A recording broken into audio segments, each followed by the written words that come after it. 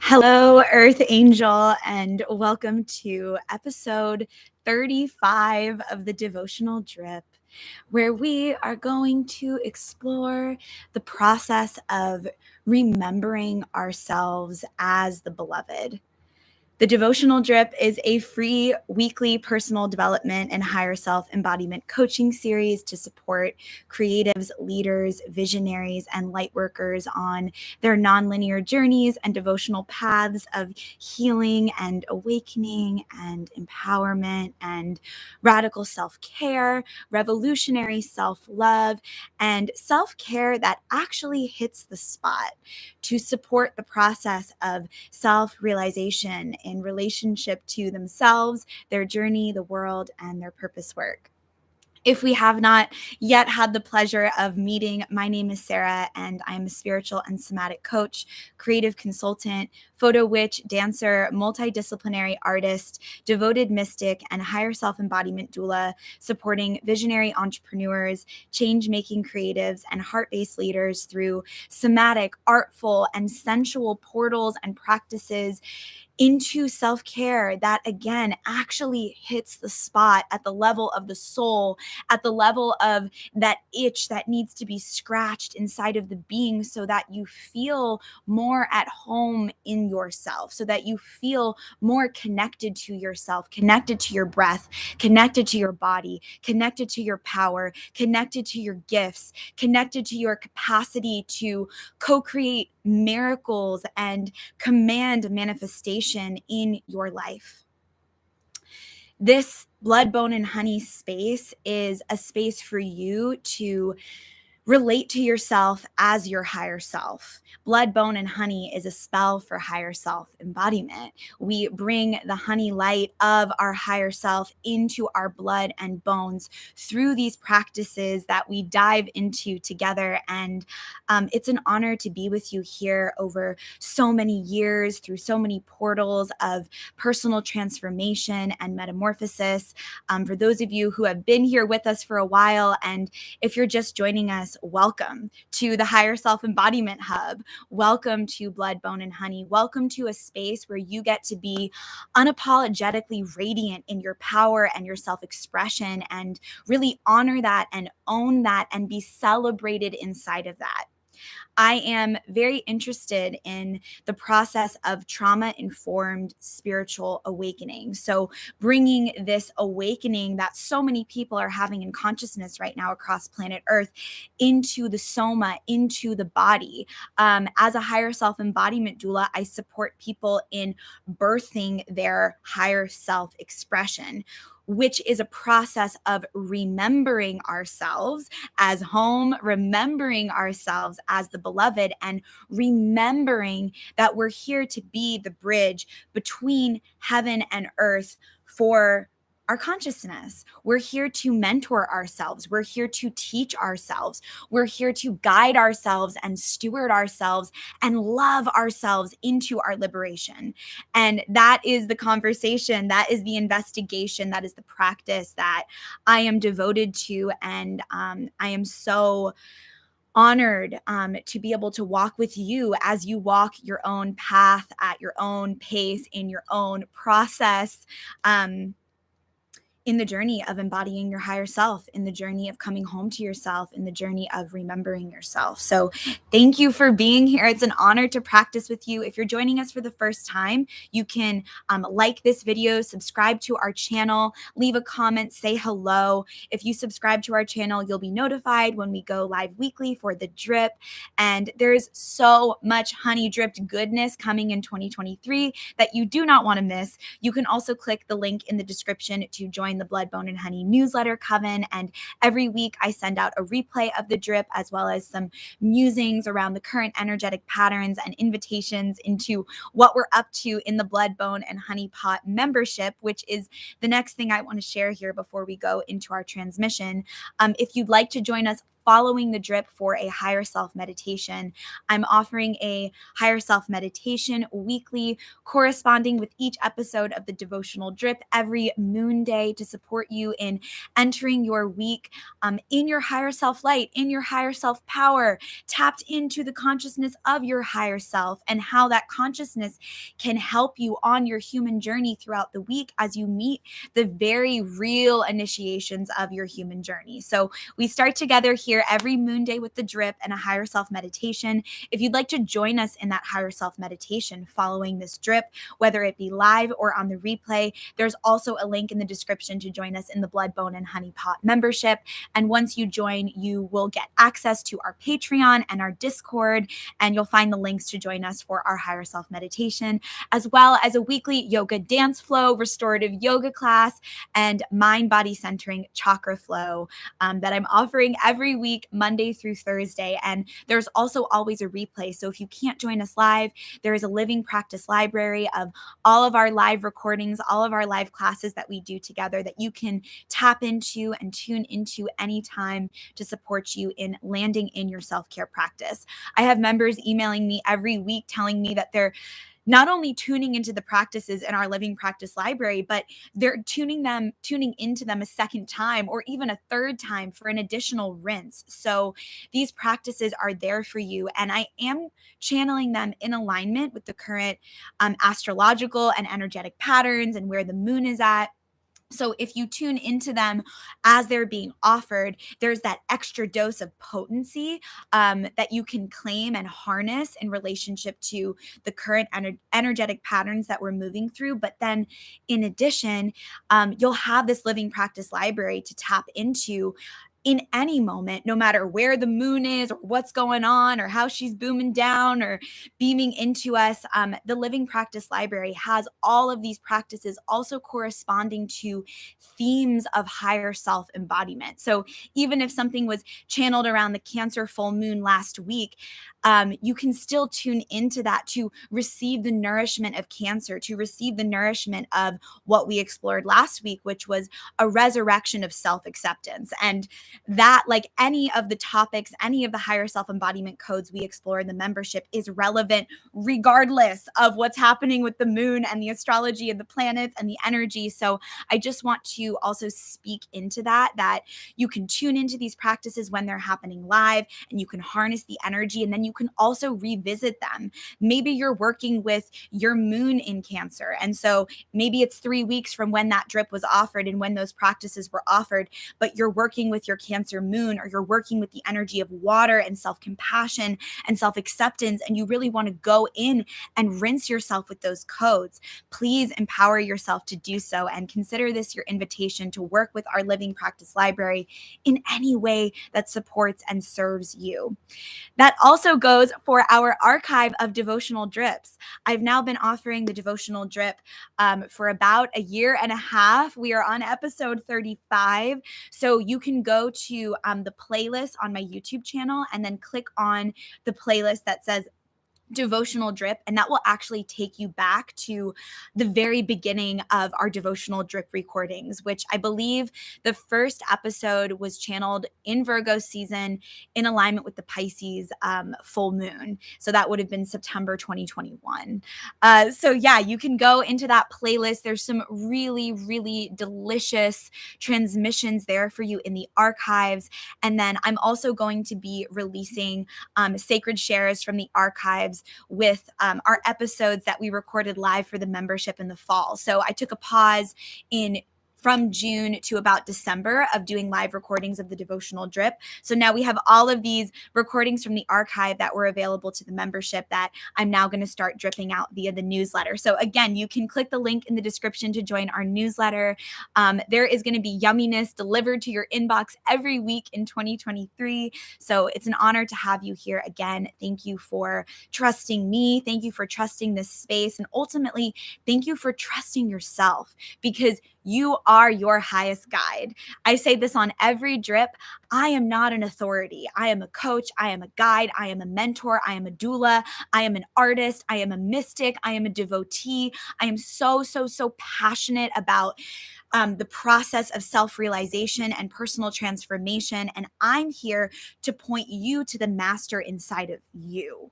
So I'm showing up in my embodied self-mastery and my higher self-expression to mirror and point you to your higher self-expression and your self-mastery inside of you. And I really feel like that's where we're moving into in this age of Aquarius, in this golden age that we're birthing. We're really here to be sacred mirrors for each other, to reflect each other's light and also to reflect each other's shadow, because we need the contrast. We need both the dark and the light in order to transform. We'll talk about that a little bit today as we introduce some codes of personal transformation. And yeah, I'm so excited to have you here. I'm so excited to have you here. Be sure to click that link in the description for all the goods. And let's go ahead and drop into our transmission for today. So in episode 35, we are exploring remembering yourself as the beloved. Let's do a little drop into the current astrology and where the moon is at, just to orient ourselves in space. So we are currently still in Capricorn season. Today we have a waning gibbous moon as she takes a deep sigh of relief following our Cancer full moon, and she is now in the sign of Leo. Leo is a fire sign connected to the heart and courage and the belly and the guts and pride and our self-worth and our conviction and our truth and our power and a healthy sense of the ego, a healthy ability to digest and process emotion, digest and process our lives. It is connected to our digestion as well. It's also connected to having a sense of self, our self-concept and our identity, our I am identity. How do we define in the realm of the I am? It's connected also to the realm of the solar plexus, which again is connected to the element of fire and our ego and our identity. So we are in the fire this week. And the moon happens to be in Leo today while we're recording this drip.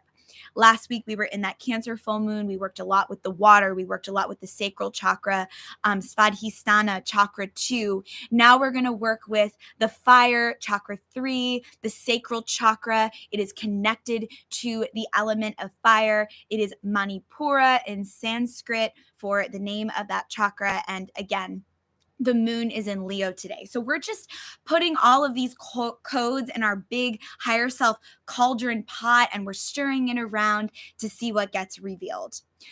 Again, we're currently in the zodiac sign and season of Capricorn, which is a cardinal sign, and cardinal signs initiate the beginnings of the season. So we had Capricorn initiating us into the winter solstice at the end of December. And what I want to offer around that is two things. One, we are currently in the middle of winter. We are in what would some call the dead of winter, which is actually an endearing term when we really embrace the totality of what that means. Because if we're in the dead of winter, that means we're also acknowledging that this is time for the seeds to dream in the soil. We're not actually planting seeds and setting like planting big intentions into the ground. We can be in the realm of dreaming our intentions and dreaming our visions for the year, but to start actually planting those seeds might feel in opposition to the current energy of these times. Now, again, nothing I say is absolute. I am not the authority. I'm just here offering you some codes. So if you've been feeling a little bit of resistance to the mainstream rhetoric of like, set your intentions, set your goals, and really go for it, we're not quite there yet. We're in the dreaming, we're in the seeds, we're in the visioning, we're in the soil. So I just want to speak that around where we're at seasonally and how we can honor that as more important, valid, and loud in our lives than the capitalist mainstream rhetoric that wants to get us into this mindset of resolutions and setting all these goals and intentions, because that also like provokes us to buy, to purchase, to participate in our resolutions and our intentions and our goals as a byproduct of what's being packaged and sold to us. So we can reclaim this time as our own personal new year. And we can reclaim the new year as a time to be in the soil, to be underground, to be in the dreaming with the seeds, to be in a space of journaling and speaking our desires, our wants, our needs, our visions into being, without necessarily feeling like these seeds need to be planted right now. There's this beautiful window of space actually that we have between the midwinter and the spring equinox in March to really get things going. And the energy of Capricorn is here to help us in that momentum. You can check back to our last episode of the Devotional Drip, episode 34, and a lot of those prompts that I provided in that episode and in all of our classes last week in the membership is actually about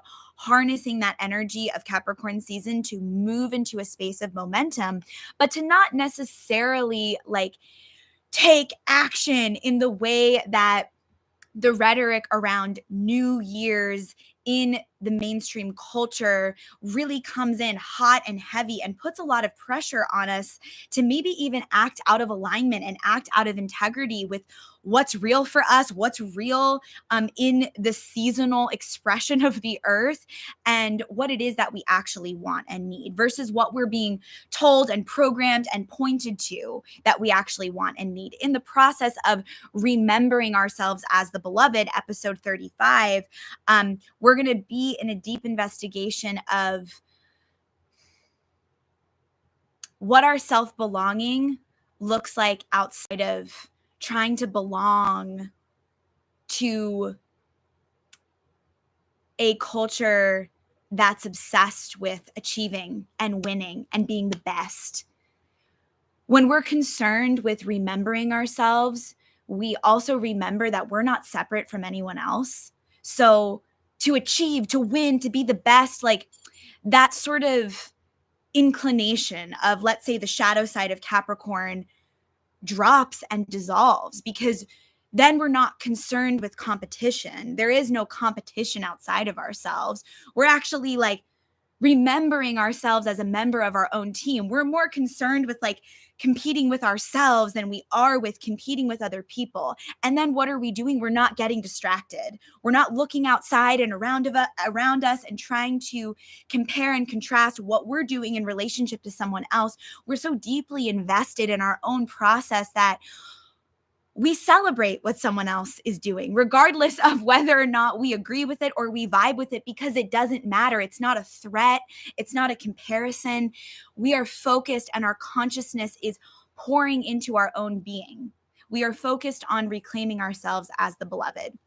So, since December, what essential information has been revealed to you on behalf of your own highest good? In that fierce, protective, strong, determined, devoted energy of Saturn ruled Capricorn, how have you gotten a little daddy domed by life, or mommy domed by life, or divine domed by life in a way that's gotten you in touch with your needs and your wants at the basic level? I am exiting my Saturn return right now. It is actually currently the day of my 30th birthday. So I'm coming here fresh with some hot Saturn codes, and my Saturn return was torrential. It was a constant thunderstorm, but there was also so many rainbows. And as someone who is domed by Saturn on a regular basis, my sun sign is in Capricorn, and the sun is connected to our sense of ego and identity, similar to the energy of Leo, which is where the moon is today. Since my sun sign, my ego, my identity, my self-concept, since it's ruled by Saturn in my Saturn return, so much of that got broken open, and it was not comfortable. It was not comfortable. In fact, in moments like it felt devastating, and my heart felt like it was breaking open, like quite literally cracking in half. I didn't even know that I could cry like that. I didn't know that I could moan and groan and scream and crumble and realize at that level. And it was actually in the crumbling. This is why I'm so obsessed with the phoenix and transformation and birth, death, and the caterpillar butterfly journey, because I just know in my body That process of crumbling and letting it all burn off and really leaning into the holy shake is how we actually transform. It is the sacred art of surrender that actually leads to our evolution. So, if you've been feeling some of that in Capricorn season, why? Like, what has been the divine invitation for you since December? What essential information? And you can just start journaling on this right now, because again, I'm here to offer a higher self transmission to point you to your own higher self transmission. So if you don't already have your journal, get it out, get a pen, or just be in some meditative space and let the downloads and transmissions come up from the inside. Here is not our first prompt for the drip, but like for the card reading, but a prompt I want to offer as we ease into the drip today. What essential information has been revealed to you on behalf of your highest good in the last like 3 to 4 weeks since the winter solstice? That is so important for you to know. Maybe it's not the most comfortable information. Maybe you don't necessarily like it. Maybe it doesn't necessarily make you excited, but it feels essential. Or maybe it does make you excited. Maybe you're in touch with like the part of yourself that really gets convicted and activated around your personal development work. And maybe you're hungry for that right now. But regardless, what essential information has been revealed to you on behalf of your highest good in the last couple of weeks? That is nutrients, that is support, that are codes, that are clues for you in the labyrinth of your journey to bring you closer to your higher self. How has that divine daddy Dom, mommy Dom energy of Saturn gotten you in touch with your needs and your wants at the basic level? While Capricorn's top half, the goat, can navigate the rough mountain terrain, we've been talking about this on the last couple of episodes of the drip. The bottom half, the fishtail, is comfortable in the mysterious deep ocean. So, Capricorn, the sea goat, you may have found yourself doing a lot of climbing and deep diving in consciousness over the last couple of weeks. It might have felt like this. And then we had that Cancer full moon coming in and splashing her waves. Cancer is connected to the water, and it's ruled by the moon. And the moon is connected to the energy of the tides. And so it might have felt like the tides of your life have been shifting and changing, and you've been brought to the depths and rinsed and washed. And when we're resisting that change, my sister's calling me for my birthday right now. When we're resisting that change, it can feel like we're getting tossed underneath the waves. Like, did you ever have the experience as a child of sort of getting tossed around in the waves in the ocean, and then not being able to see like where the surface of the water and where the sand was, like not knowing which way was up and which way was down? I certainly had that experience as a child who spent a lot of time in the ocean, and it was really fucking scary. I remember getting tossed around in the waves and being like, whoa, like, is this wave too big for me? Is it going to knock me out? And that also may have been some of the energy you've been navigating in the last couple of weeks. Like, is this going to knock me out? Am I going to be able to weather this water, weather this storm? Very much so the energy of Saturn. And in not knowing which way is up and which way is down, it really forces us to like wake up and come home to our bellies and come home to our hearts and find our centers so that we can orient ourselves directionally to where we're at in space, right? Like in that moment of getting tossed in the waves, I'm remembering that as a child, and I'm remembering the importance of like in that moment resourcing the breath and getting clear and getting focused and being like, okay, this kind of feels like life or death right now. Like, where do I need to be? How do I need to resource myself so that I can ascend from this?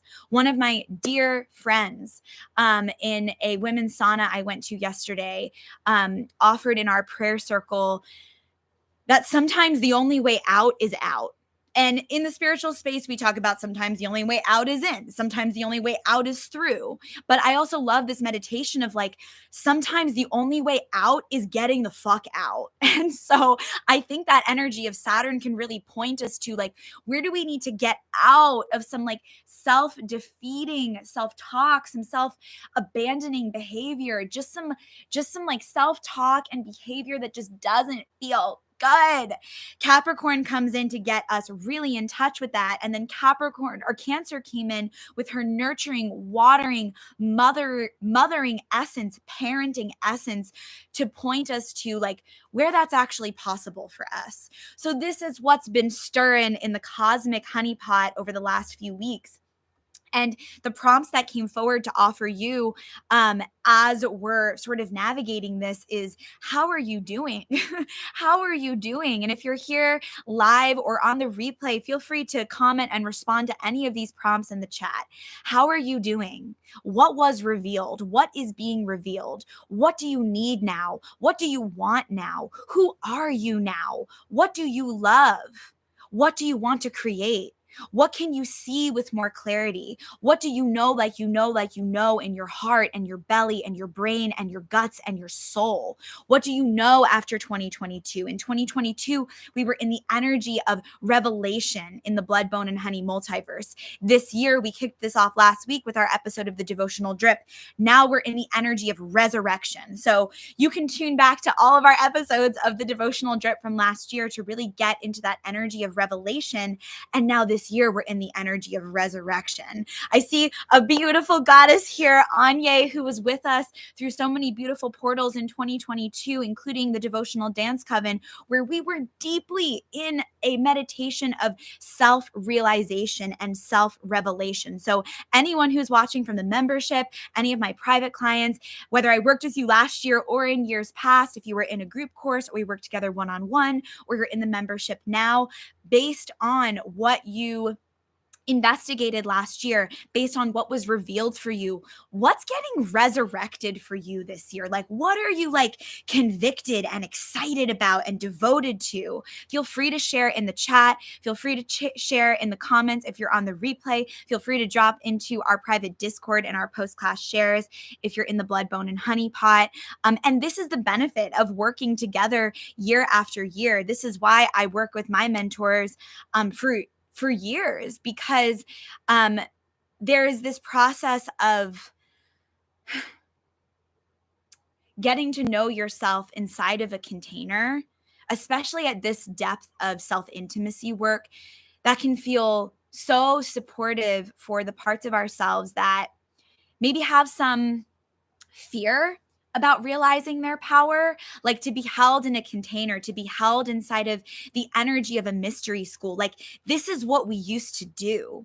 This is how we used to be on planet Earth. We used to be in the mystery school. We used to be in this waking, living, breathing meditation in resonance and alignment with nature, in resonance and alignment with each other. And at this time, I believe that you're here, that I'm here as an order of earth angels to resurrect this remembering of ourselves and each other as a part of the village, as a part of the community. And as we each self-realize, we are self-realizing as a part of the whole. Our self-realization process cannot be separate from the whole. So I want to go into that right now as we start to like really sink into our topic for today, remembering yourself as the beloved. If you want to go ahead and just write that on the top of your journal, that's our topic for today, remembering. And you can put membering in parentheses if you'd like. I find that that helps me point my consciousness to like, oh, right, I'm becoming a member again of my own team. So remembering yourself as the beloved. Where did that Cancer full moon in the last couple of days, or if it was weeks ago for you and you're watching the replay, where did that Cancer full moon, think back to the very beginning of January, it was January 6th, come through to rinse your awareness and point you to where you need nourishment so that you can feel at home within the self. I almost titled this drip, Remembering Yourself as Home. And then I was like, okay, I love that, but like specifically the beloved, and like, what does that mean? let's explore it. So, and also, Anya, thank you for my birthday blessings in the comments. That made me smile. Happy birthday, you beautiful magical goddess. Thank you. My Leo moon loves all the birthday celebrations. And actually, after this drip, I'm so excited to offer a birthday higher self meditation starting at 12:30 for the members. And then I'm going to go to my favorite state forest today, Shindagan. I live just outside of Ithaca in upstate New York, and Shindagan State Forest has held me through my Saturn return, and I'm going to go there today and make some portraits. I'm a photographer if you're tuning in for the first time, and you can find out about some of my photography on bloodboneandhoney.com. I'm in the process of resurrecting and refreshing all of my offerings, including my photo offerings. And then after going to Shindagan State Forest to drop in with my ancestors, to drop in with the parts of me that really just rode this Saturn return like a goddess, I'm also going to go to one of my favorite waterfalls where I started praying to Kuan Yin for the first time back in 2020 at the very start of the pandemic when we moved up here from Brooklyn. So I'm going to go to my sacred nature sites and talk to my guides and my ancestors, and I just feel so honored to, on my birthday, be able to come on and do what it is that I love. I love the devotional drip. I wake up on Mondays like lit to like sit down, get the fire lit, pull some cards, get in the energy, receive the code. And then it's such a blessing to be able to now like not just stop the processing of this code at the devotional drip, but then to take that into some spiritual and somatic exploration in our meditation, and then in our yoga dance flow, and then in our restorative yoga class, and our mind body centering chakra flow. So I am just so lit, and I'm so excited for those of you who are along for the journey, and for those of you who are going to watch this drip maybe 10 years from now and join us in whatever iteration of the Blood, Bone, and Honey pot is alive. I do want to say and speak into being, it is 11:11 right now. My eyes were just drawn to the clock before we go into this code for today, that a book has been coming through so loud for me. And I don't know if that's going to be this year or in the coming years, but I am just feeling like this book, like a baby is like being conceived like in my womb. Like I can almost feel it like inside of my womb space, like gestating. So yeah, I just want to speak this at 11:11 on my birthday. A book is coming. A book is coming. A book is coming, exploring the 7 pillars of higher self-embodiment, exploring the process of personal transformation and emerging and spiritual awakening. And it's going to be a culmination of all of the courses and the investigation that I've done over the last 5 years of being an entrepreneur, and over the last 10 years of being in my own personal awakening journey, and my devotional study around the body and the nervous system and the soul and the spirit and the higher self. And then, of course, everything that we create is a culmination of our life's work. I was just watching some home videos last night doing some ritual with my inner child, and I was just like, damn, bitch, you've been bright since birth. And I'm not saying that to brag. I'm saying that to reflect back to you how it's also the truth for you. Those of us who are like convicted to show up and shine and share our gifts and share our magic, it's been that way since birth, baby. It's been that way since birth. And in the process of remembering ourselves as the beloved, we got to scoop up that little inner being and really like affirm them in their radiance, in their magic, in their multidimensionality, in order to embody our higher selves. Like we can't do it without the aspect of our innocence that is our inner child, that is our original magic, which I wrote a little bit of that in our code here. So I'm going to just drop into that now. I mean, we could stay on the drip for like 7 hours. So if it ever feels like I'm moving fast, it's because I'm trying to get all of this in an hour and a half, so we can move into our meditation and not be here for 7 hours. But again, this is why a book is coming through. So thank you for receiving that, and thank you for sharing in that prayer with me. I think it's so powerful to speak our prayers out loud and let them be heard. Our words are spells. So thank you for receiving that spell. And if you want to speak out a spell of your heart, please drop it in the chat. Please drop it in the comments. Send me an email. Drop me a DM on Instagram. I love to hear what's alive for you. And if you're looking for one-on-one support as you self-realize, as you resurrect, as you step deeper into your your purpose work, I have a whole host of new one-on-one offerings available on my website underneath coaching. So you can go to bloodboneandhoney.com, click the coaching tab, and I've got higher self readings, higher self embodiment sessions. I offer consulting, creative consulting, spiritual consulting, embodiment consulting, and then I also have the Blood, Bone, and Honey private mentorship programs, which were birthed in 2019 and continue to just evolve as we all evolve together as a community. So check that out if you're looking for some support on your path. And what I find in these sessions is like, it is a devoted container for you to get clear and then have a sovereign mirror of a coach, of a guide, of a mentor reflecting your truth, reflecting what's coming forward back to you in your sovereignty. And then together we're conceptualizing a higher self embodied plan of action forward. I love to make a map. I love to make a plan. And these sessions are such potent containers to arrive at clarity, to affirm clarity that's already there, to meet anything in your life as a block, as a portal. So to meet anything in your life that feels like a block as a portal to your potential, to your power. And the first couple of months of 2023, the first quarter, can actually be a really powerful time to resource mentorship and support, so that by the spring, when you're taking action, all of that action has been preceded by this rinsing and this washing and this weaving and this support that you have provided for yourself.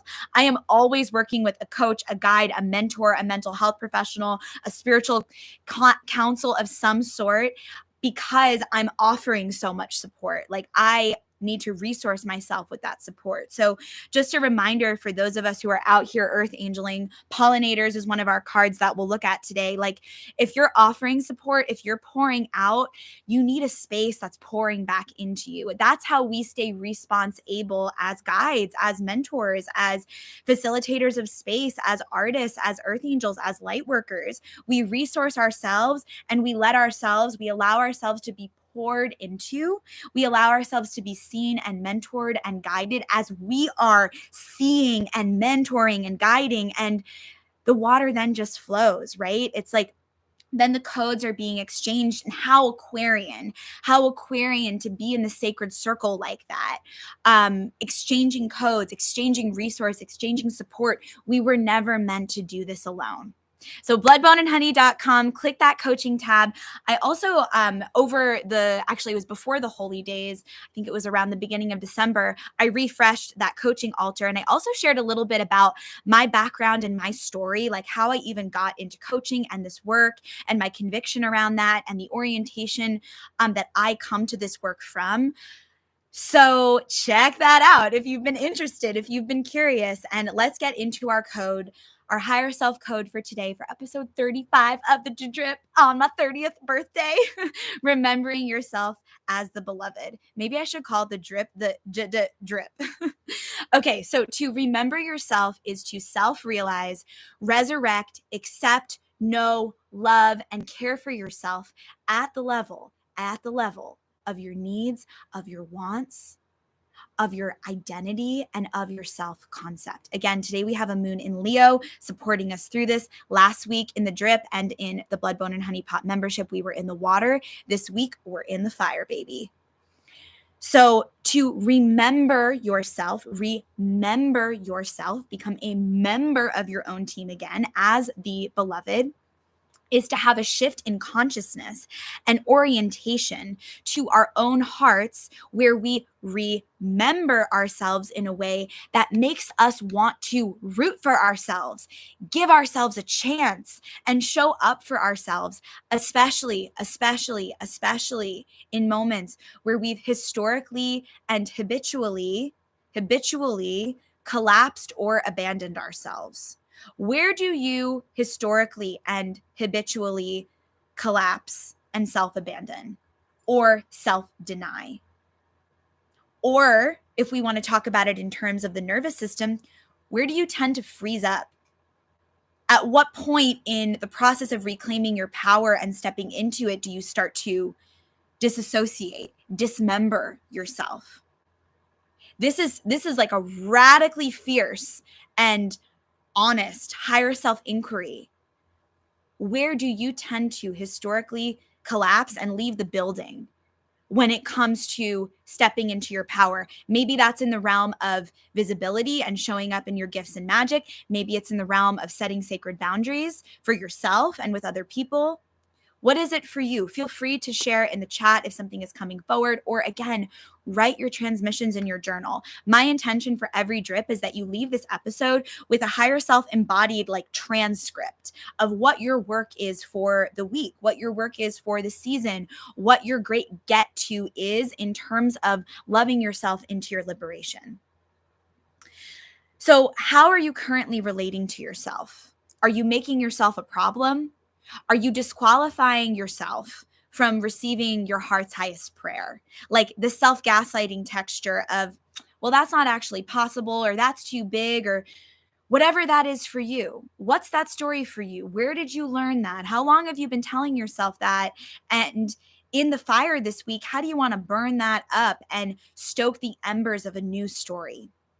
How's the fire of your faith doing? Have you been stoking that fire with a conscious choice? It is a conscious choice to believe in magic, manifestation, and miracles.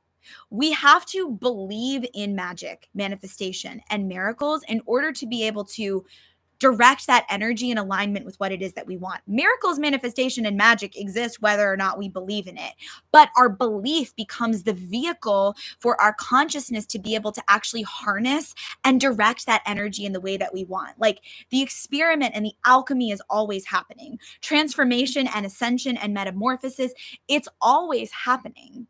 In the practice of higher self embodiment and tuning into the energies and working and wielding them and being alchemists, we harness that. We decide that we're going to be active participants in the own experiment and journey of our life. We're not going to let ourselves get dragged around by the energy. We're going to be in our sovereignty, to be in our authority. I talked about this in the newsletter this week. To be in our authority is to be in our authorship.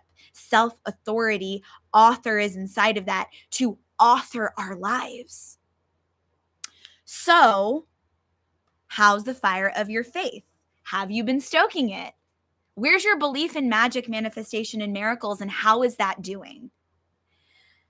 In the midst of a recession, in the midst of a global collapse and ascension in consciousness, it is radical to believe in miracles, to believe in magic, and to stoke the fire of your faith every day. Sonia Renee Taylor, brilliant. I want to call Sonia Renee Taylor a teacher and living ascended master in this moment, an author, a speaker, a writer, a guide, a mentor. Highly recommend Sonia Renee Taylor's work. I remember an Instagram live I caught with them in 2020. And this was like at the height of like, what is going on planet Earth? What are we doing? What's happening? I think it was actually maybe even June of 2020, which was like a very intense time collectively. And they said on an Instagram live, like, I am interested in co-creating with people who can dream a higher vision for our future reality than what the mass cultural rhetoric around like disbelief in miracles is saying. Like this is the end, or this nihilistic behavior that's so, it's like eating candy from a candy shop. Like that's how nihilism feels in my body. Like it's so easy to be negative. It's so easy to complain and to envision destructive timelines because it's like, it's right there. It's right there. So much of the mass collective consciousness is dreaming a dream of destruction right now. So it is radical to claim, like, I'm not going to dream that dream. I'm going to dream a higher dream. I'm going to dream a dream where people are well fed, well taken care of, housed, held, loved, resourced, remembering their connection to the earth and each other. I'm going to dream that dream. And that's who I'm also here to co-create with. And there is a fierceness to that faith. Yeah. There's a fierceness to, in the midst of logging onto social media and maybe seeing like all of the destruction and chaos narratives, which are meant to distract us from what it is that we could be creating, we claim that we're going to create something beautiful. We claim that today, regardless of what's happening, and especially if something really tender is occurring, I'm going to root into my faith and I'm going to pray through my words, through my actions, and through the way that I show up like I mean it. Embody Your Prayer is now an episode that's available, episode 25, I think it was, on the Devotional Drip. So that's available in the archive right now if you want to click that. And I want to pull on a quote from a book that I'm reading right now called The Way of the Rose. And in the book, they speak this beautiful, beautiful mantra, affirmation, higher self code to embody your heart's to pray for your heart's desire. Here we go. To pray for your heart's desire, to pray for your heart's desire through your words, through your actions, through the way that you show up in the world, to pray for your heart's desire, and actually then be a vessel, be a willing vessel to receive your heart's desire, is to be a great valley through which a river flows. So to be a container for miracles, to command miracles.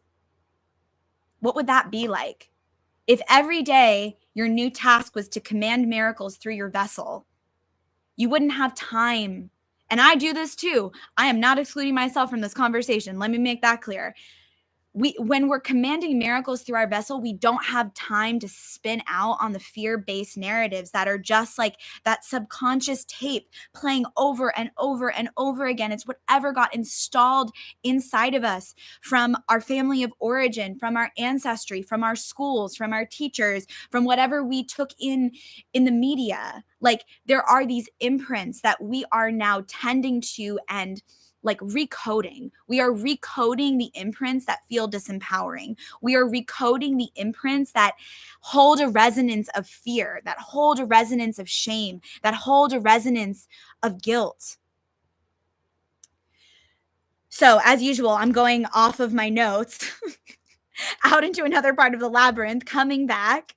To pray for your heart's desire and receive your heart's desire is to be a great valley through which a river flows. And actually, that was the next thing on my notes, and I wasn't even looking at it. So let me just word vomit that negative self-talk and throw it out the window, because no, we're not doing that anymore, right? We're not gaslighting ourselves. We're not talking badly about ourselves. We're not almost doing this thing, and I catch myself in this all the time, where we make fun of ourselves so that someone else doesn't do it first. You know, it's like shrinking yourself just small enough and just large enough to be just visible enough, but not too visible, because if you were more visible, if you were more loud, if you were more in your power, what would happen? Who would say something? How would you then be rejected from the tribe? This is why self-belonging in the age of ascension is so important, because there's so many people self-realizing right now. Sometimes those mirrors that we're looking into aren't exactly sovereign or clear or loving.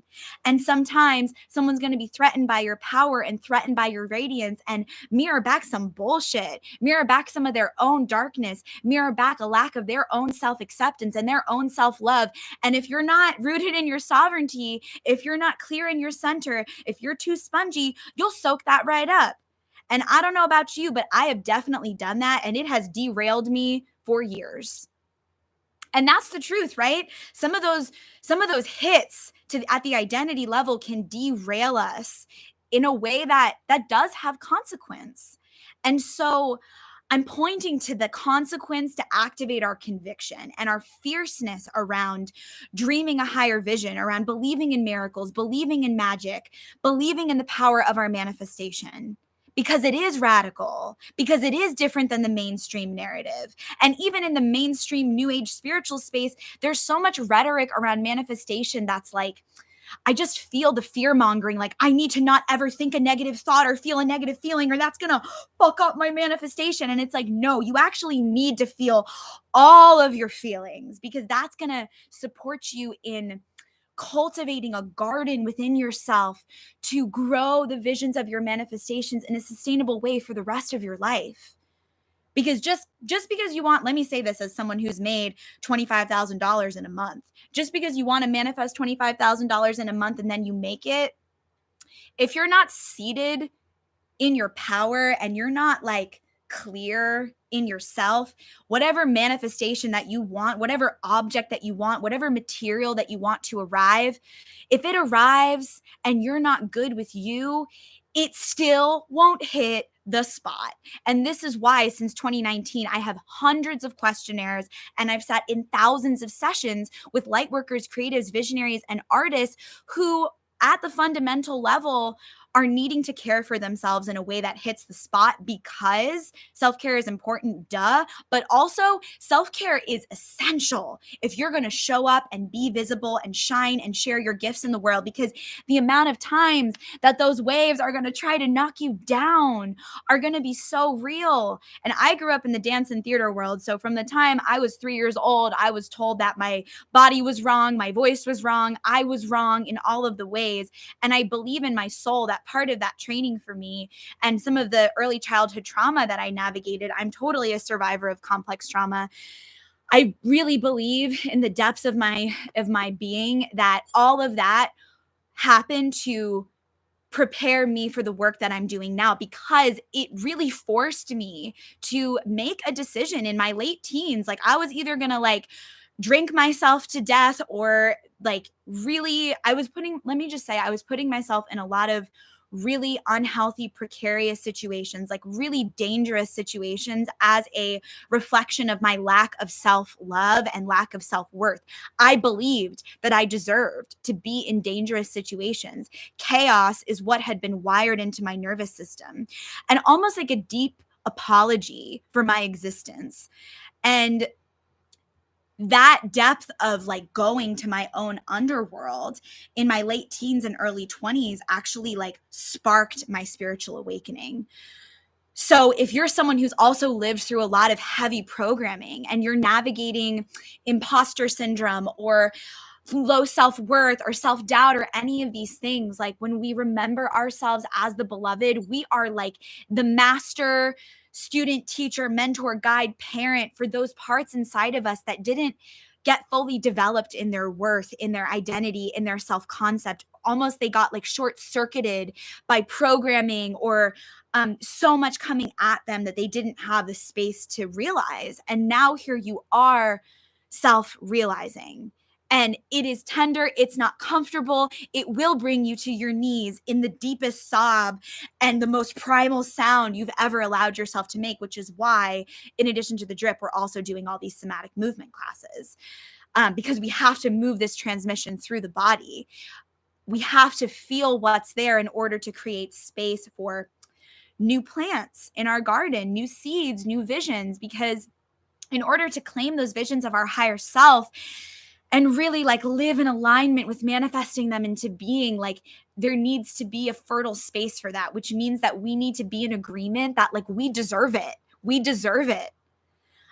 We have someone in the caption right now. We got Anya saying, girl, after watching your IG live on imposter syndrome, where you talked about transmuting energy and projections, I've never felt the same about it. Ugh, I love the message of self-belonging. Yes, Anya, same.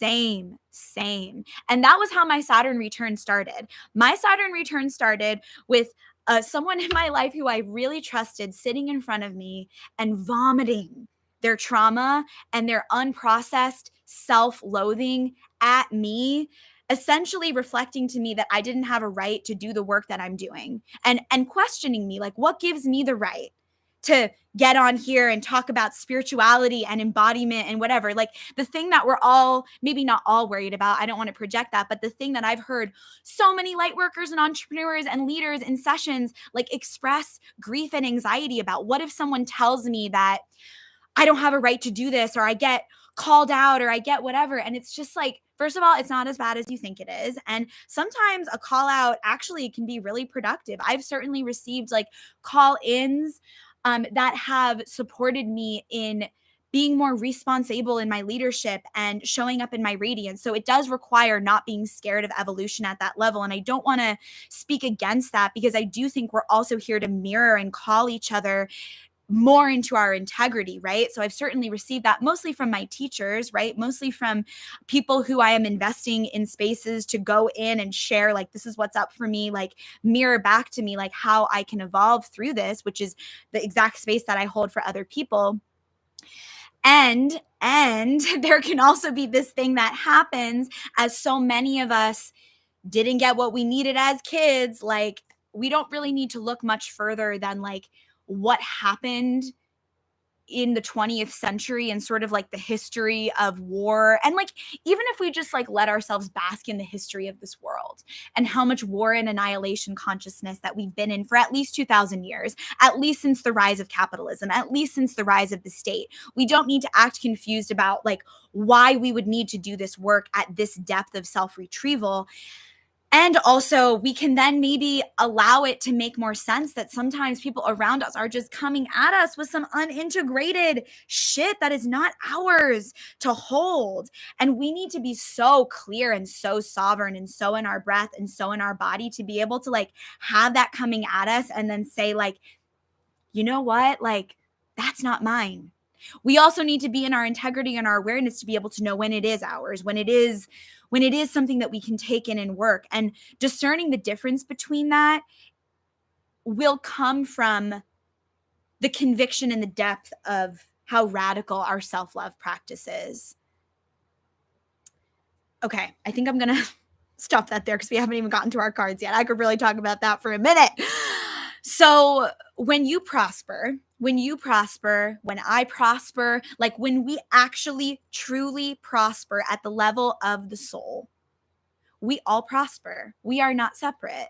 It is not selfish to love yourself, to care for yourself, to treat yourself as a member of your own team. And the energy of this year and the next 10 years in our evolution in human consciousness is going to require us to root into ourselves and root into these networks of sovereignty and sovereign relating that we're creating between each other in order to endure the weather of the sacred storm of the death and rebirth process that's just going to keep happening, because that's ascension.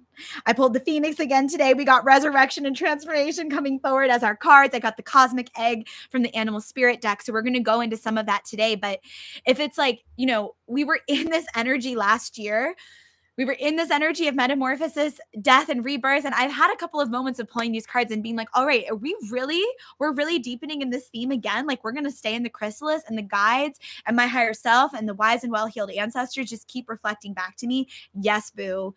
Can you stay focused? Like, can we stay focused? Can we really root into like, all right, like it's going to just keep being the death birth process. We're going to keep going through this journey of the Phoenix, and this is going to be the next decade because that's what's happening. And instead of getting bored by that or like removing our focus from that and trying to like focus on something else, it feels like some real spiritual maturation to like just stay in that prayer of sovereign metamorphosis and what that means, and sovereign ascension and what that means, and higher self embodiment and what that means.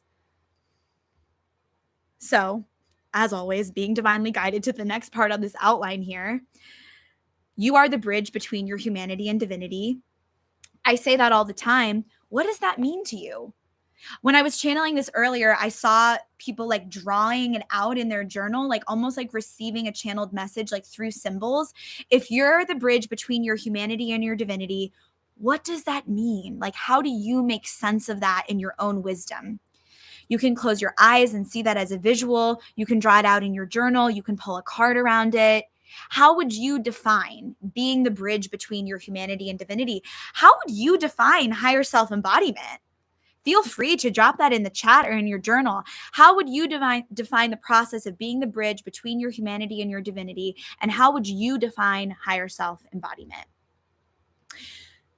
You are your higher self. You're not your thoughts. You're the one who has your thoughts. You're the one who receives your breath. You are the one who has a body. You are the one who receives transmissions and downloads. You are the one who has an ego. You are not an ego. You are the one who has identities and has self concepts. You are not even your identity. You are not even your self concept. You are the one who's cultivating those things.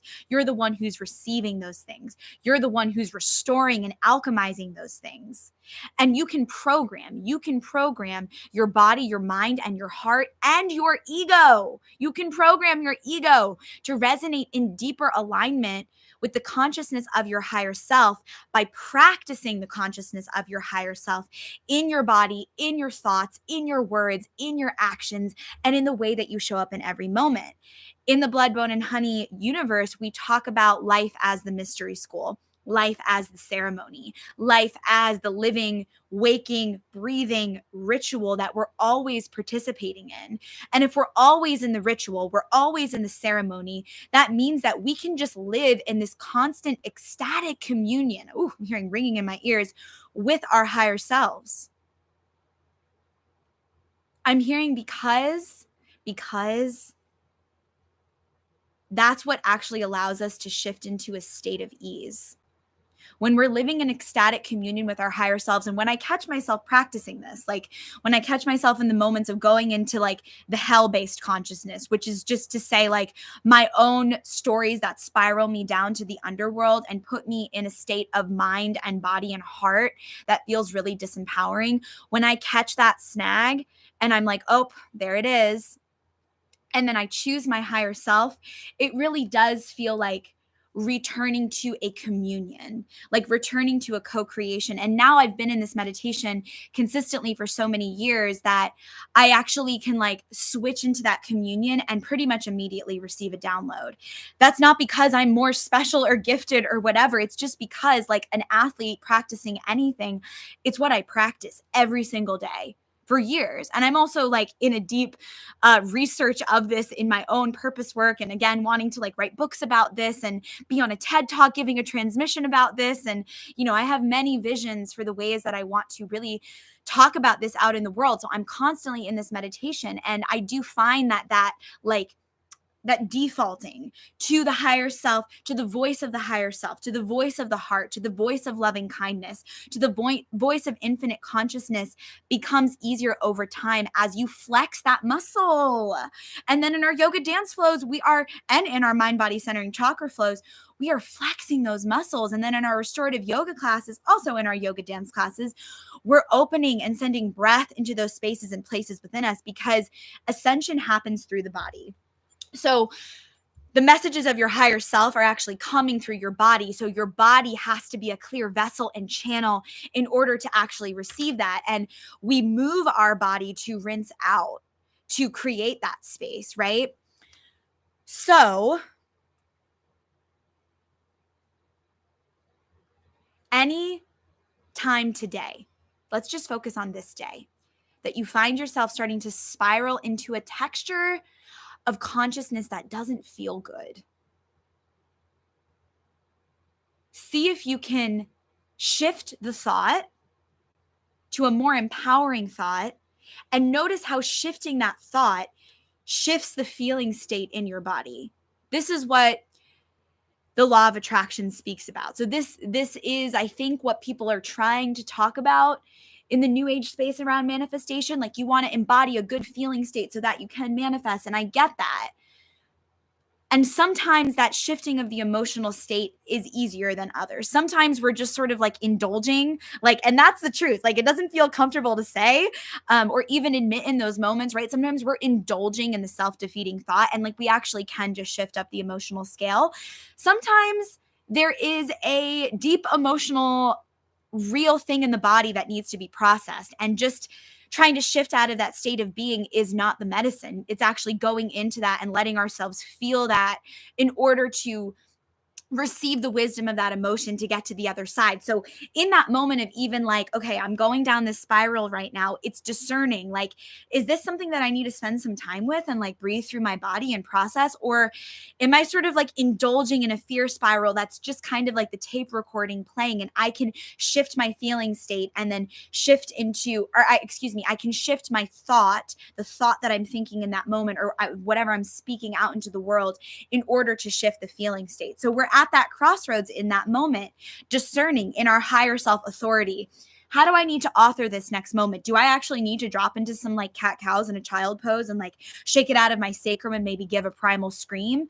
Or do I just need to like shift that thought and shift the feeling state? Or is it a little bit of a combo of both, which is my personal favorite?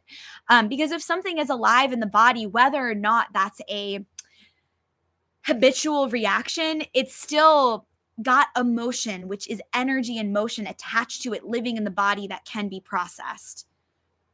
So it's like we're like our own little divine baby selves that we're taking care of in every moment. It's like, how does this moldable, bendable consciousness, how does this neuroplasticity and this spirit need to be directed in this moment in order for me to have a better experience, in order for me to have a more empowering experience of myself? Because sometimes that empowering experience is the sacred drop into the sacred sob on the ground and like stopping and dropping the work and all the responsibilities and all the things you feel like you need to show up for in order to create space for yourself to actually process. Sometimes that's the thing that's actually going to ignite the self-belonging.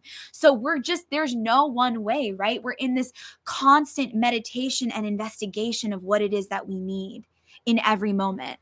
Anya is sharing, whether through caress or a slap, the divine lover is seducing you. Yes, whether through caress or a divine slap, we love a little spank on the booty. The divine lover is seducing you. What you're speaking about with the constant ecstatic communion with your higher self reminded me of this quote from the Rumi Oracle. Ooh, I love that, Anya. Thank you for your wisdom.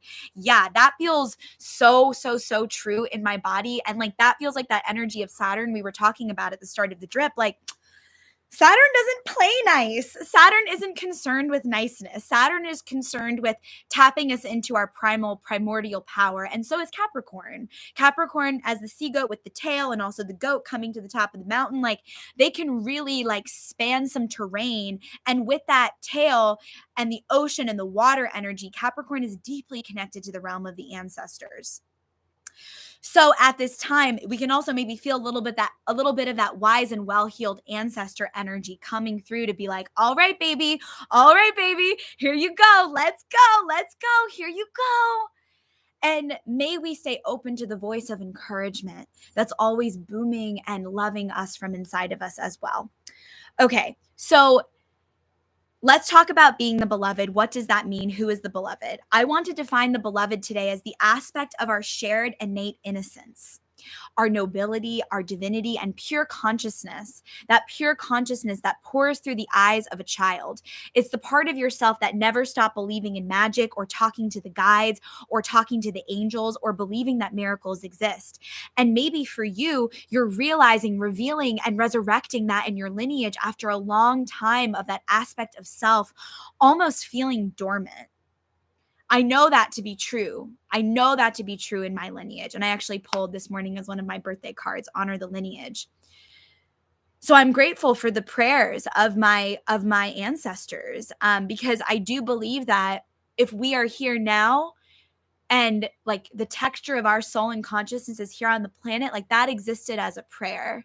That existed as a prayer in our ancestors. And we are the culmination of them, right? In these bodies in a very real way. So maybe for you, you're realizing and revealing and resurrecting that belief in magic, that remembering of yourself as the beloved, that remembering of yourself as not separate from the divine in your lineage after a long time of that aspect almost feeling dormant.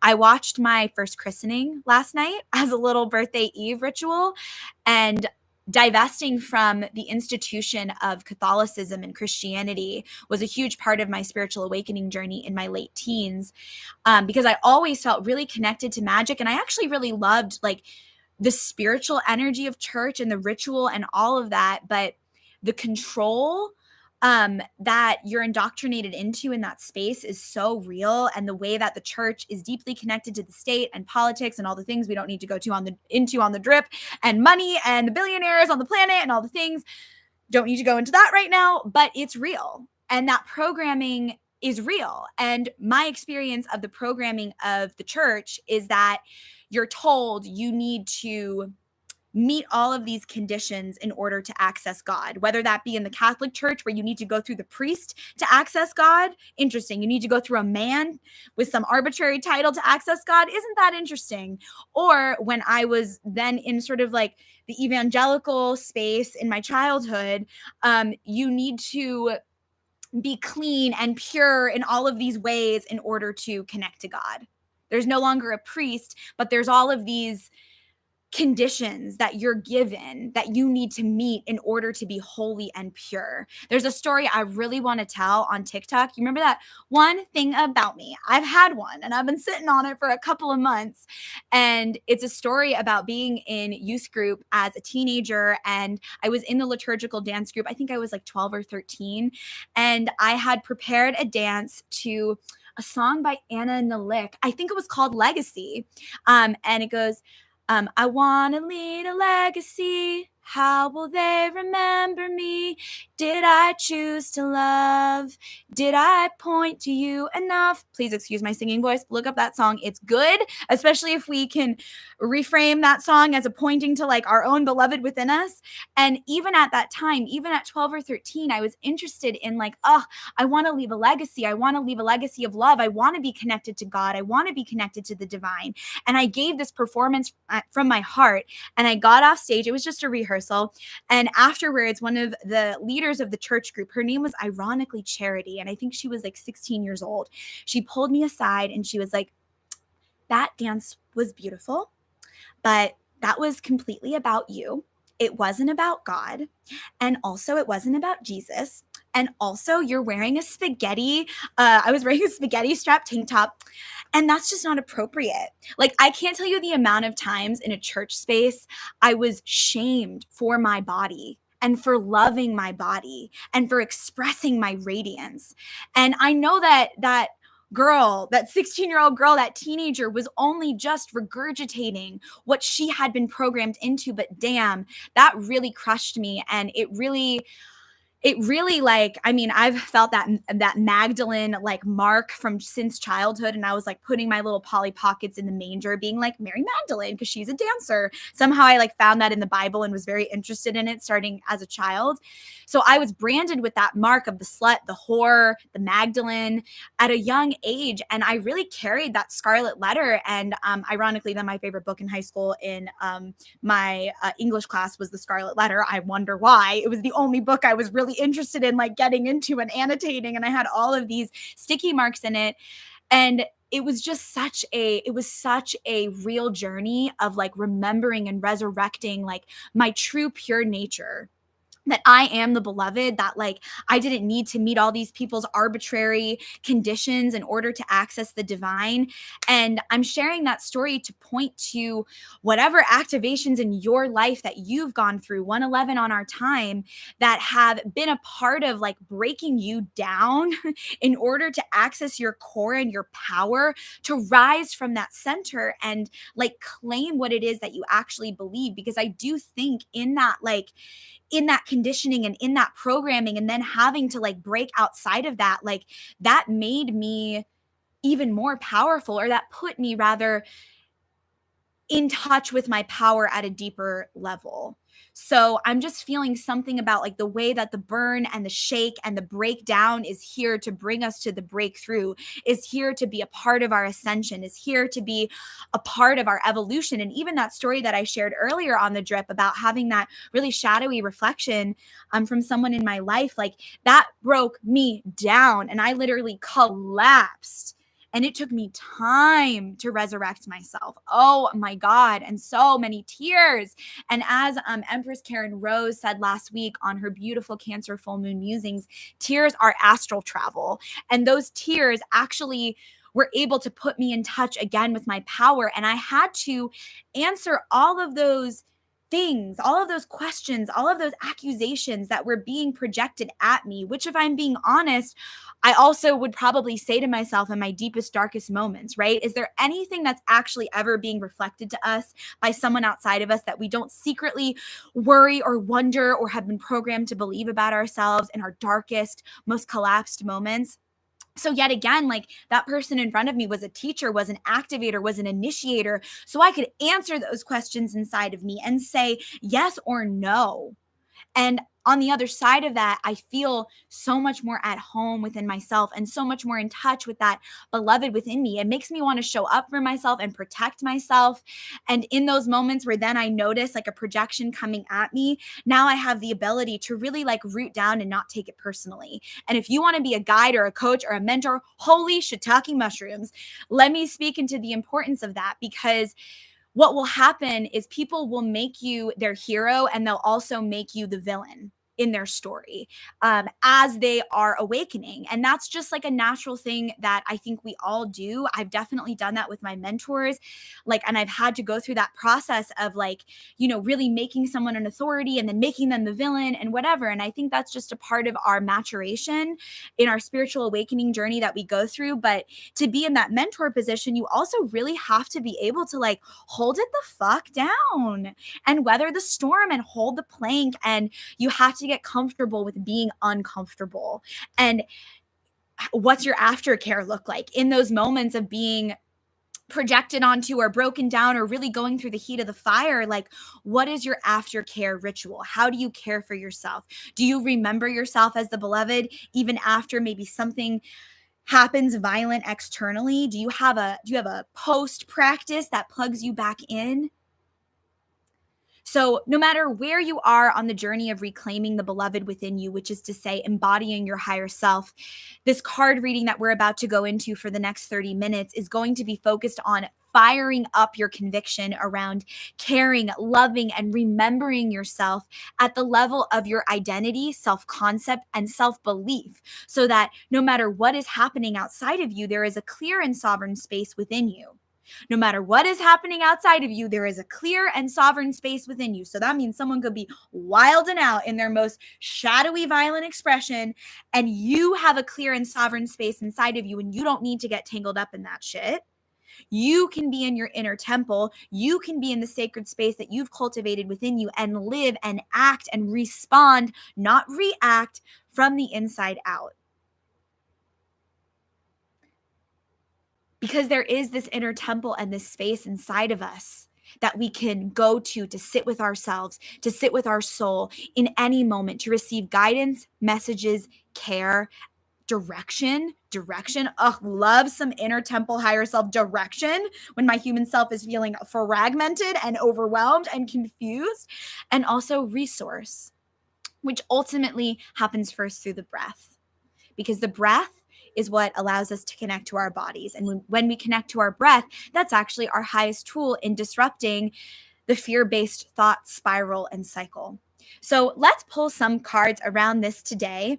I decided to use some of our sacred 7 prompts connected to each of the 7 pillars of higher self embodiment for our cards today. The moon is in Leo. We're between a full moon and a new moon. Our next new moon is in Aquarius. We're in this Capricorn energy. So I really just want to like give us prompts that are going to let us go do, and get clear.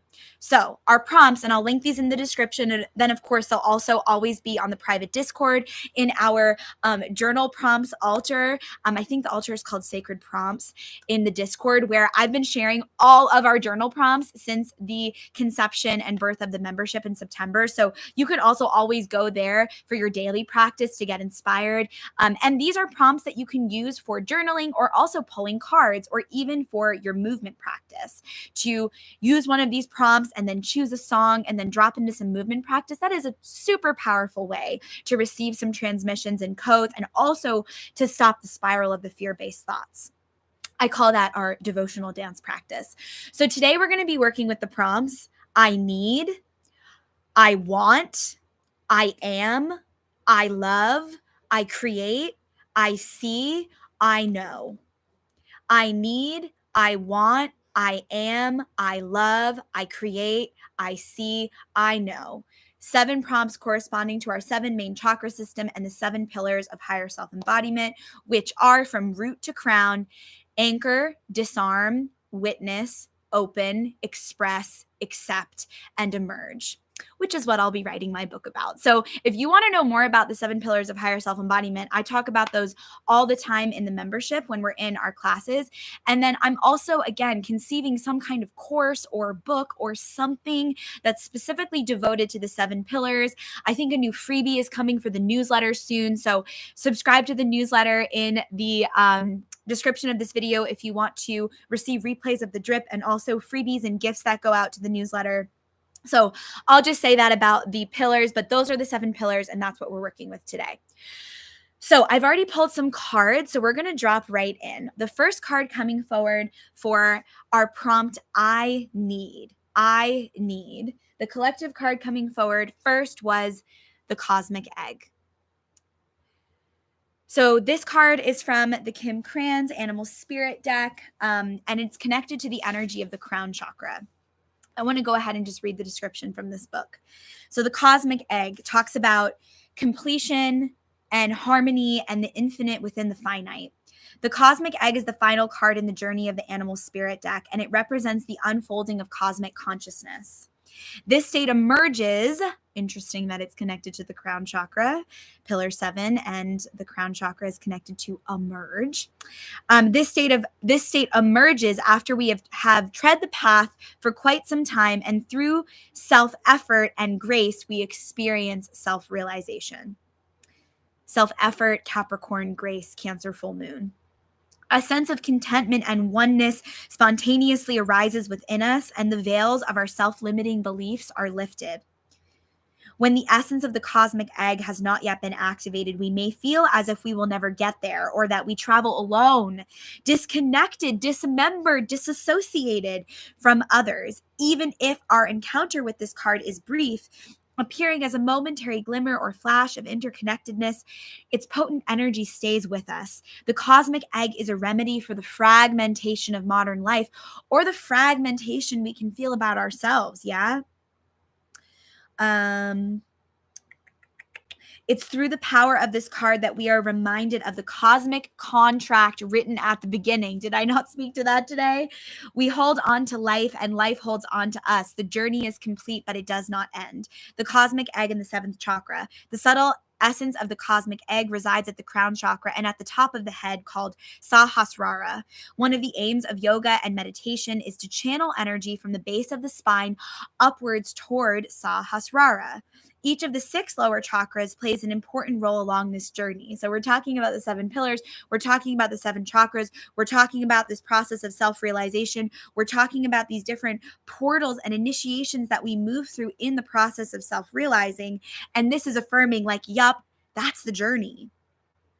Each of the 6 lower chakras plays an important role along this journey, and once the final epicenter of consciousness is activated, it is said to radiate the light of a million suns. And then what happens when we get to that next, like, cosmic awakening in consciousness? We're rerouted right back down to the root chakra, and it's all right. Now on this timeline, now at this point in consciousness, now with this level of self-identity and self-concept, what do you need now? So we're constantly in this process of transformation and metamorphosis, rinsing from root to crown. We're constantly being directed back to the root chakra. And then in the book, there's this like beautiful sort of like spiralic pattern reminding us like that is what's happening. And then that's following birth and death too, like the life cycle. And it is the natural cycle. The cycles of this world would tell us that ascension is a process of just going up. But physics actually tells us we need to go down in order to go up. So it would make sense that once we achieve a certain point in consciousness, that we would have to root back down to receive in order to rinse and rise again. So the cosmic egg coming forward with I need to point to the fact that, and this is what one of my mentors asked me once, it's pointing to the question. I'm going to propose it as a question. Would you trade your life, your journey, and your lessons for someone else's? At the end of the day, would you trade your journey, your life, and your lessons for someone else's? Even the ones that are like the most crunchy, would you trade them in? When I asked myself that question, when my mentor proposed it to me probably like 4 years ago at this point, I was like, at first I was like, I mean, well, yeah, I mean, that person looks like they have it easier. And then it's like, you get really honest and you're like, you know what? No, like I love this self and I love this life, even when it's hard. Like I've been with this self since I was born and I want to see it through. I want to see this metamorphosis through. So it's like reclaiming that conviction, that cosmic contract that this card is pointing to be here, to self-realize. It's the energy of get to versus have to. I get to meet my needs versus I have to do this again. I have to take care of myself again. No, I get to. What a privilege. What a privilege, love. What a privilege to get to take care of you, baby. And like talking to ourselves like that, like I am so lit that I get to take care of you, Sarah. What an honor. And maybe just close your eyes and speak that into your body in this moment with your own name. Like it is an honor, speak your name, to steward you into your liberation, to care for you into your highest expression, to meet your needs, to be your friend. Water.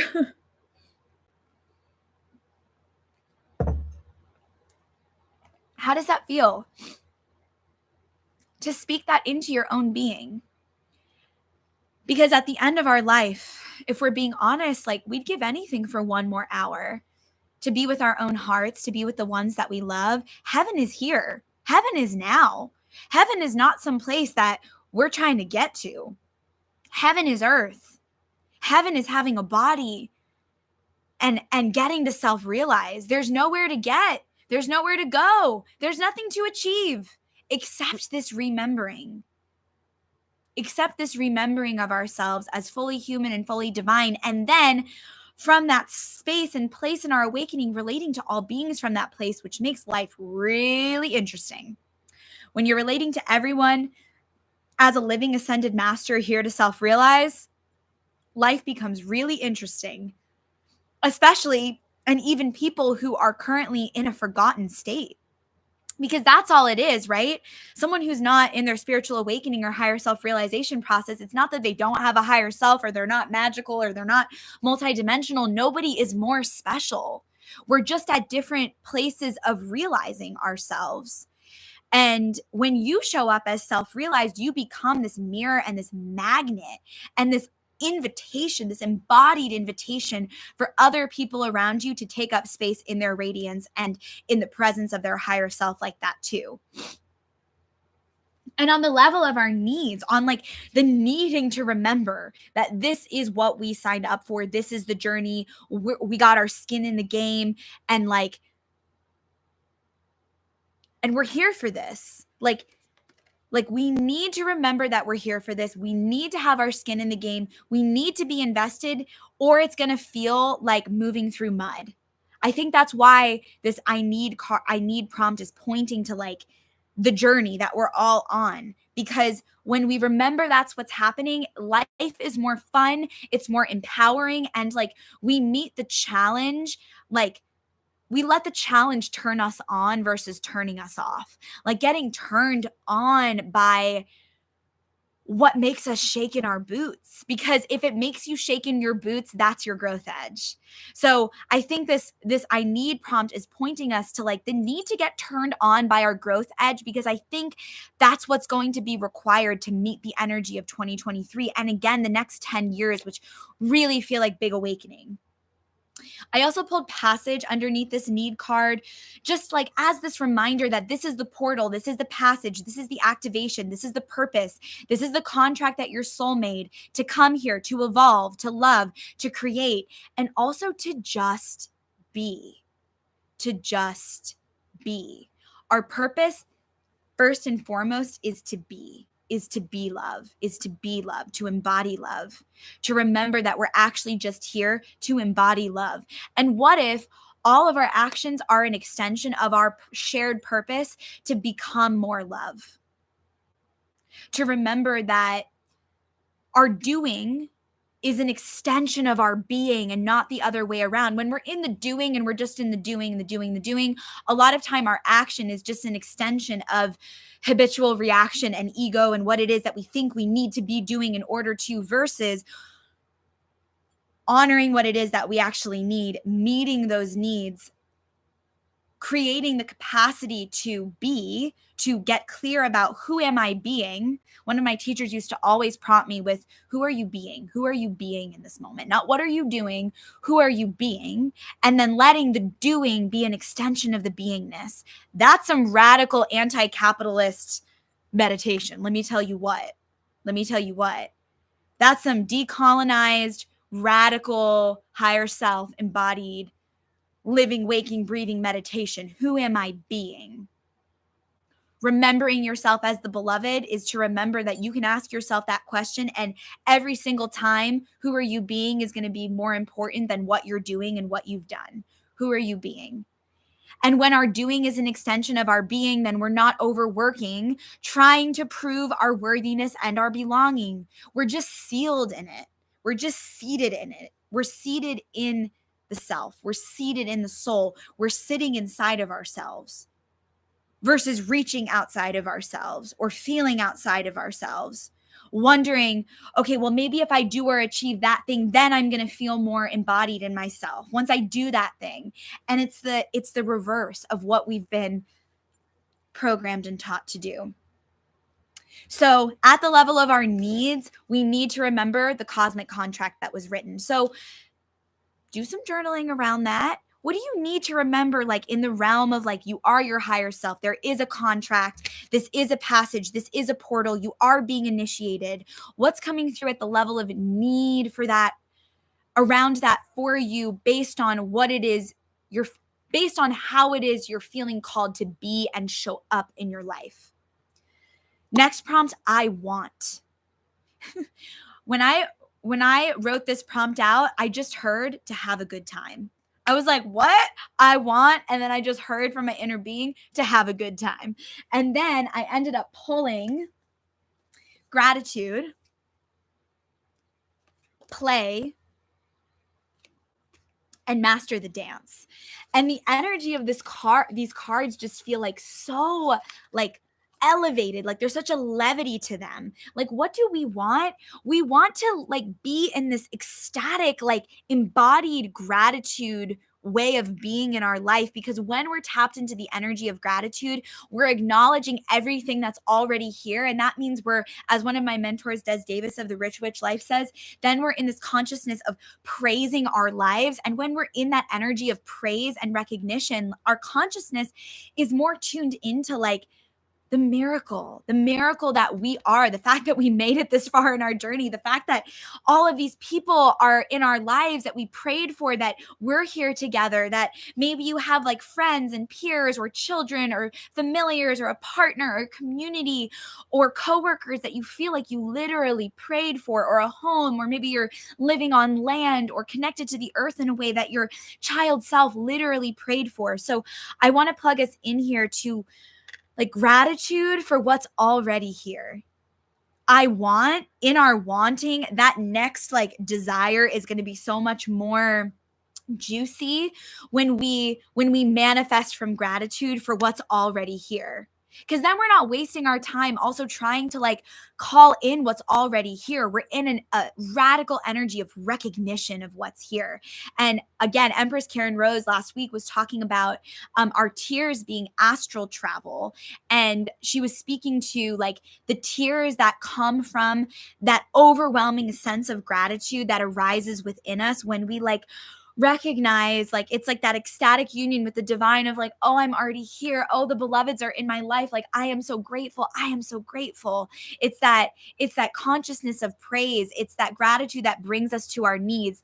And those tears are symbolic of our heart's recognition. And when our heart is recognizing and realizing, there's a harmonic convergence that happens in the mind, body, nervous system and higher self connection, where we're quite literally 12-12 on the time, transported to a new timeline where we're living like our prayers are already being answered, with which just plugs us into the potentiality of that being able to happen more, deeper, grander, more often, more frequently, at deeper levels of union and bliss and beauty. So all of our manifestations from this point forward are going to come from a consciousness of gratitude, because it's going to make those intentions, those prayers, those asks, those commands more vibrant, more alive, more satiating. And we remember that we're here to play. We're here to do this in a playful way. Play is a spiritual practice that brings us back to life, letting our manifestation, letting the energy of cultivating our days and our lives in a way that feels good for us feel like play. How can you introduce more play into your day-to-day life to make your life feel more good, more juicy, more alive?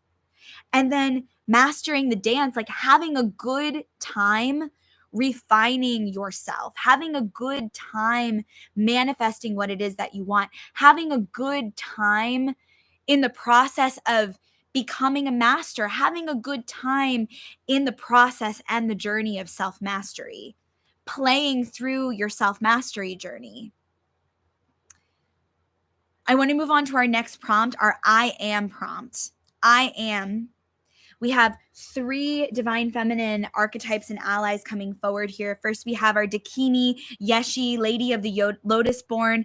Embodiment is the deepest bliss, and my body was made for enlightenment. Lalita, the red goddess. Playfulness is a spiritual power, and laughter leads me back to light. And then Joan of Arc, the warrior of light. I have a steel-like faith in myself, and the angels armor me with conviction. So this feels like it's activating the qualities of our I am identity that are connected to being warriors of love, devotional priestesses, and children of the light. So this week in our practice, we're activating that we are warriors of love, devotional priestesses, and children of the light. And we're moving from that identity. We're moving from that self-concept. We're moving from that conviction. Because what does that do? It makes us want to be on our own team. It plugs us back into that beloved self. It makes us want to protect that self and steward ourselves. And it also makes us not want to make ourselves a problem. In November, the theme for our live coven gathering was your divine feminine creative fire and intuition are not a problem. The visions within you matter and you are your higher self. So these cards feel like they're asking us at the level of the I am identity.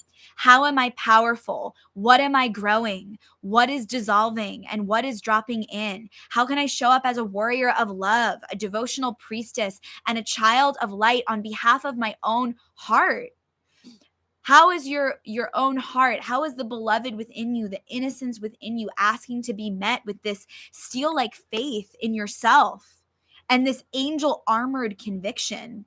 Where does that inner being need a little more play in their day-to-day life and their journey? So in the process of self-mastery and in the journey of self-realization and self-resurrection, it doesn't just always feel like labor. Like introducing more play to the parts that feel laborious, to the parts that feel heavy, which also probably means there's an energy of resistance there. So where can we lean in, surrender, and embrace that part of our journey with a little bit more rooted down conviction, like that Joan of Arc, like riding into the battle with the flag of sovereignty, but no weapons. Like Joan of Arc rides into the battle with a white flag of sovereignty, no weapons. She doesn't even need a sword. It's her sovereignty. It's her faith. It's the clarity of that makes her a leader. She's not in her defensiveness. She's in her faith. She's in her faith. So at the level of the identity, as we're remembering ourselves as the beloved, we're also remembering ourselves as warriors of love, devotional priestesses, and children of the light. Because what's the truth of this journey right now? Next prompt, I love. The cards that came forward for this were resurrection and transformation, which feel like they're just plugging us back into the energy of this cosmic egg, right? Like we actually love this. Like our souls actually love the transformational fire. Our souls actually are hungry and lit up and turned on by the next integration, the next initiation that our higher selves are bringing us through to become more realized. The soul is hungry. It's the mind and the body that get tired. So again, that plugs us back into our drip from last week, a resurrection of self-acceptance, accepting what it is that you actually need for the distance, for the journey. One of our prompts was something like, what do I need in order to build momentum? So tap back into that drip. If you're like, what are you talking about? Like, I'm not lit for transformation. I'm exhausted. I'm burnt out. The last episode of the drip is for you. And I want to point here again to the way that our souls actually love this alchemical metamorphic fire. We are alchemists and we can transform at any time. And that is what we're hungry for. The soul wants to eat light. The soul wants to ascend. The body wants to eat light. The body wants to ascend. The ego wants to eat light. The ego wants to be plugged into the heart and plugged into the identity of the higher self and dismembered from all of the identities that were programmed in that just lead us down those paths in the labyrinth of our journey that just constantly bring us to the dead ends. Just like the earth also wants to eat light and is ascending, she's taking us with her. We do it for the mother, we do it for the beloved within us, and then we do it for each other as an extension. We love each other. We learn to love each other by learning to love the beloved. When we learn to love the beloved, when we remember the beloved, when we remember our innocence and our innate divinity, and we really live like that's the truth, then we can love other people from that point in consciousness. In the Sophia Code, Kaya Ra channels a chapter for the goddess of compassion, Kuan Yin.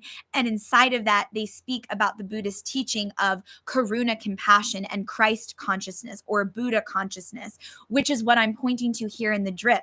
It is this aspect of the beloved that we remember and we love so fiercely that we can't help but love other people from that point in consciousness too.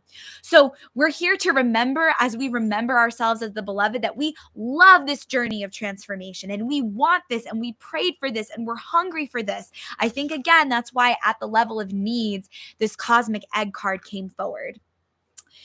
Underneath I create, the prompt I create, I received the cards celebrate growth and breakthroughs as well as the pollinator. So this happened last week on the drip too. When I pulled something around creation, I got the card gemstones, and I've been feeling all week how 2023 is really bringing in this energy of harvest. Like, it's not inviting us to reinvent the wheel. It's inviting us to reflect on what it is that we've already been cultivating and creating and celebrate that. Celebrate what it is that we've already cultivated and created and been growing in the garden of ourselves.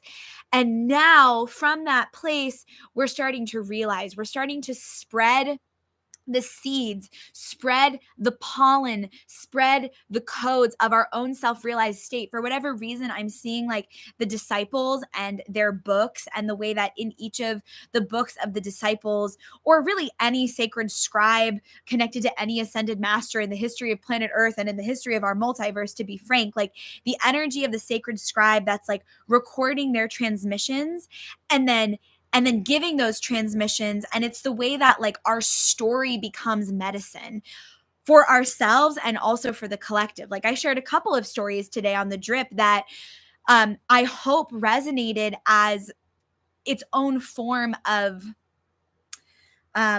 pollen, of nutrients, of resource, of information that points you to your own power inside of you. So this card really feels like in the realm of I create.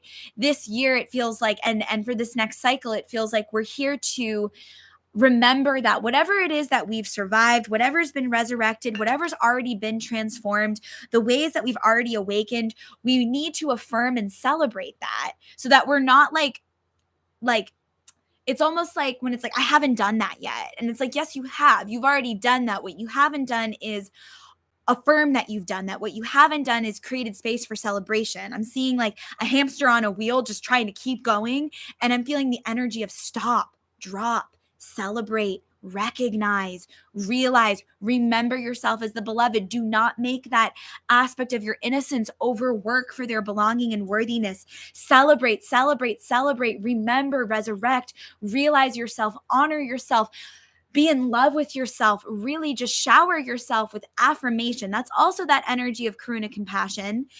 So then from that place, you can be in your pollinator consciousness of like, oh yeah, I've already been like gathering some pollen and sharing some pollen, 1222 on the time. And I've already been in this energy of self-realization. And now, like, the story of my awakening gets to activate and inspire others. Oh my gosh, what a blessing. And again, this is how our awakening is connected to the awakening of the collective. It's actually through storytelling and through sharing our experience and reclaiming this aspect of the divine feminine that wants to teach through wisdom, wants to teach through the body, wants to teach through the experience. Like, the certifications and the trainings and all of that front brain masculine principle is beautiful, but without the wisdom of the body and without the story and without like the blood, like, what is it? What's the mind without the body? The body is the space that the mind gets to realize its desires and its intentions. Let's move on to I see and then I know, and then we're going to drop on our Zoom link for the membership for our higher self meditation today, which I'm so excited for.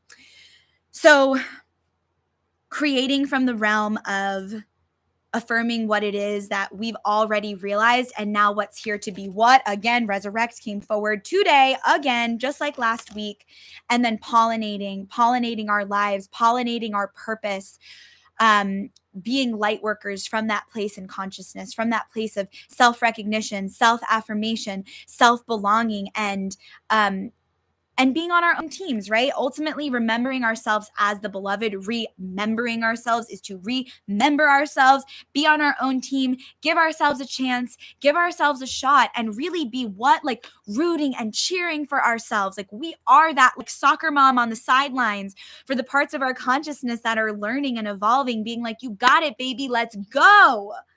So I really just want to plug us into that consciousness for this week. And then I see, what are we being called to see? All of these cards weave together so well. Thank you, Spirit. Thank you, Spirit.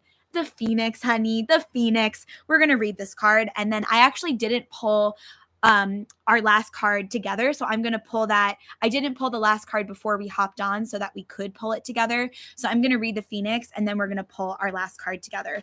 So 2 spirit cards from the Kim Kranz Animal Spirit deck coming forward for this drip.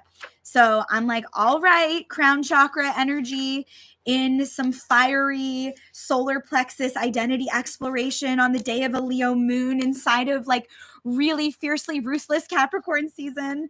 We'll take it, honey. We'll take it. Okay, the Phoenix. Okay, so this is again in response to the prompt I see. What are we being called to see about ourselves as we remember ourselves as the beloved? Freedom from suffering, past karma, and reincarnation. The Phoenix represents the transformation of our past. We also had the transformation card coming forward today around what it is that we love. We love this. Our souls love this. We're hungry for this. We love being the Phoenix. Let's embrace the Phoenix.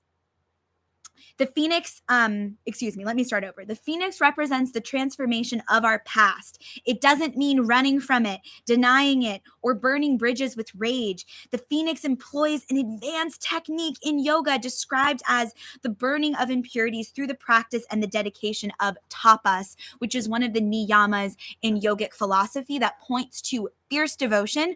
And this is actually so perfect and divinely arranged because I'll pull on tapas this week in our mind body centering chakra flow. We'll work with that. And then we can also work with that in our restorative yoga flow as well. The essence of the Phoenix within us, the essence of the Phoenix is with us when we realize we have been suffering for too long and something must change. So this is the energy of no longer consenting to recreating karmic cycles of suffering in our lives. It's divinely disrupting that pattern. It's again that self-authority, that self-authorship. I'm not going to paint with the same paintbrush. I know how that turns out. I've gone down that neural pathway enough times to know that it leads to self-defeating behavior and self-abandonment. I'm going to restory this. I'm going to call on the Phoenix and I'm going to rise.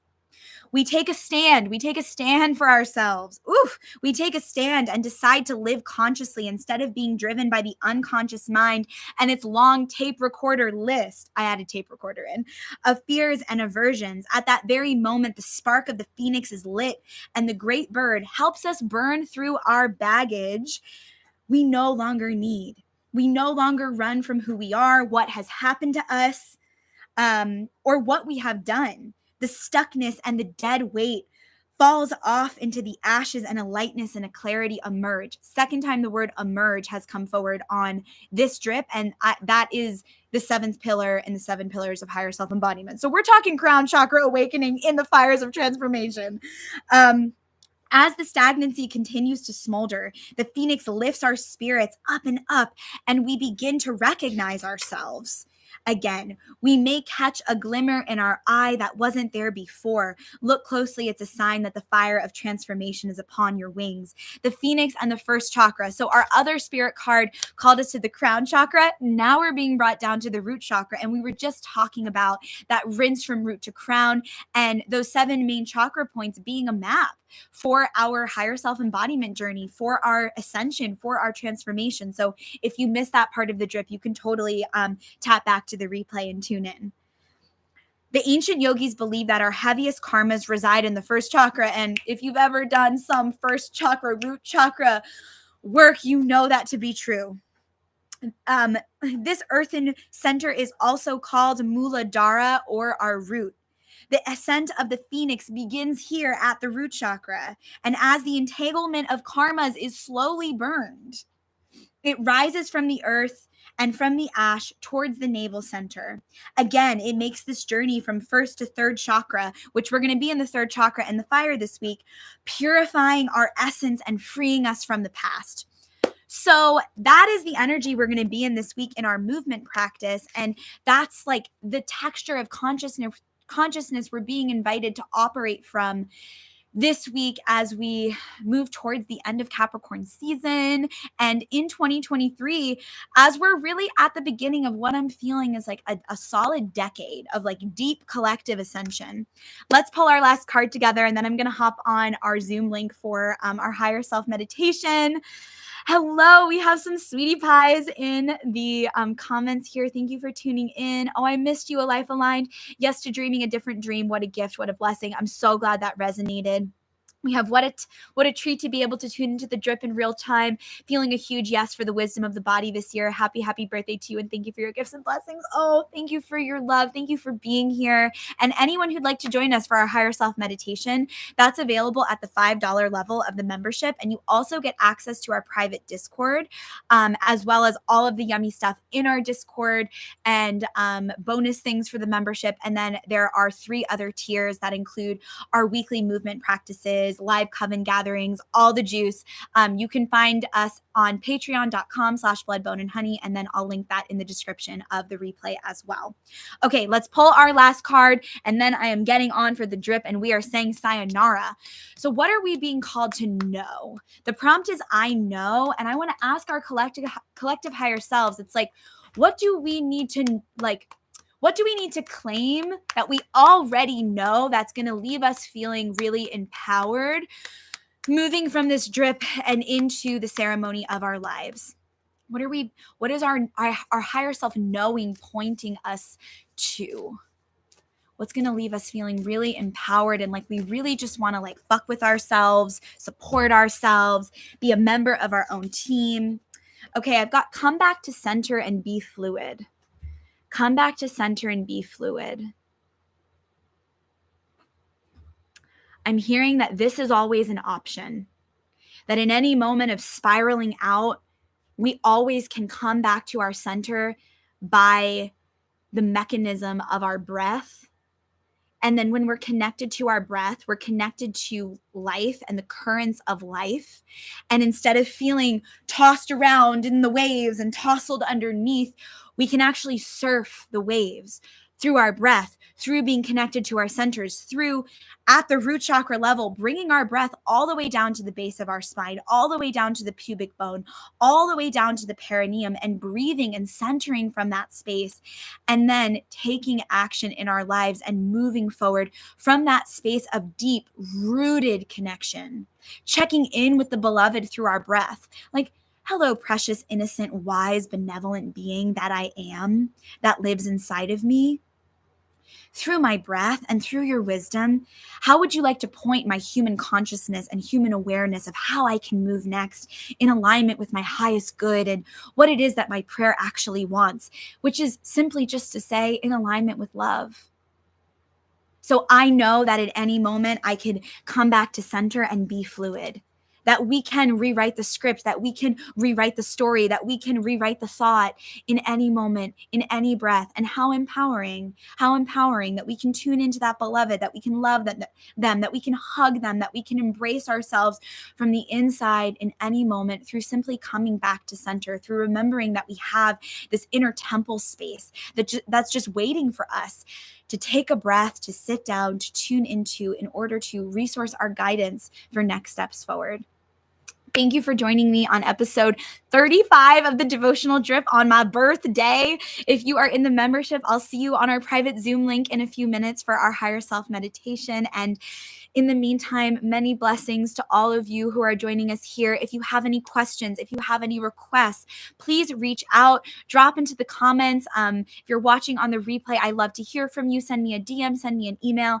And if you're looking for one-on-one support, just a reminder that the one-on-one offerings are updated and upgraded on bloodboneandhoney.com. Underneath the coaching tab, we have higher self readings, higher self embodiment sessions, and intensives. I also consult. I do creative consulting a lot of times for entrepreneurs and people who are in their purpose work and really looking to build a business and a life that feels in alignment with their soul's calling. And then we also have our Blood, Bone, and Honey private mentorship containers that I've been offering since 2019.